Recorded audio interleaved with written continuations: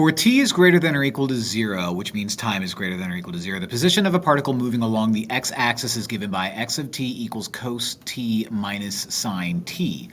What is the acceleration of the particle at the point where the velocity is first equal to 0? All right, so this is the position function. So the velocity function is going to be the derivative of that. So x prime t is going to be the derivative of cos t, which is negative sine t, minus the derivative of sine t, which is cos t. Why I put that in parentheses and I didn't put that in parentheses, I don't know. But that is, so I have my velocity function. I care about when the velocity function is first equal to 0. So let's set that equal to 0. And so 0 now equals negative sine t minus cos t. Let's add cosine to both sides. So plus cos t,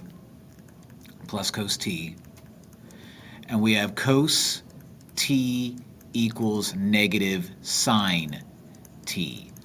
Let's divide both sides by cosine t to make it a tangent. So cosine t divided by cosine t, that's going to become 1, is equal to negative tangent t, which means tangent t is negative 1.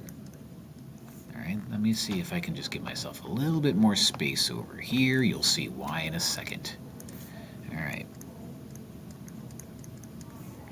Inverse tan both sides. Inverse tan both sides. And the inverse tangent of negative 1, think of it this way. Tangent means slope.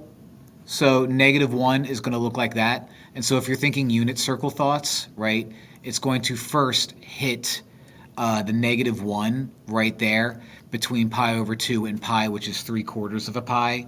So t is going to be 3/4 of a pi. Why would I put 0 down there? 3/4 of a pi. All right, so that's my t, which means gossip in slang. What is the acceleration of the particle at that point? So now I have t.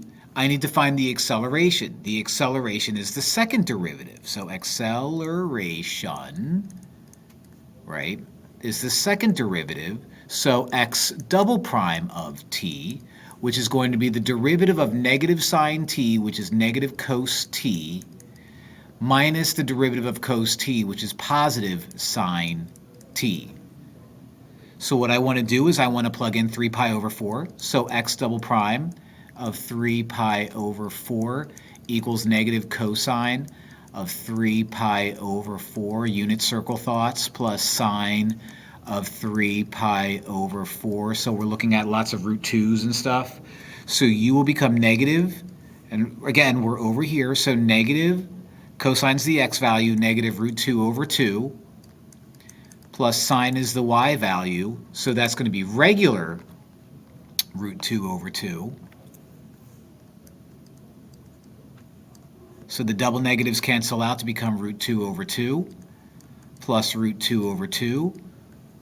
Root 2 plus root 2 is 2 of them, so 2 root 2 over 2 crosses out root 2. Bing, bing, bong. And just like that, we're done. So that ends the multiple choice, no calculator section of the GOAT exam. On to the calculator stuff.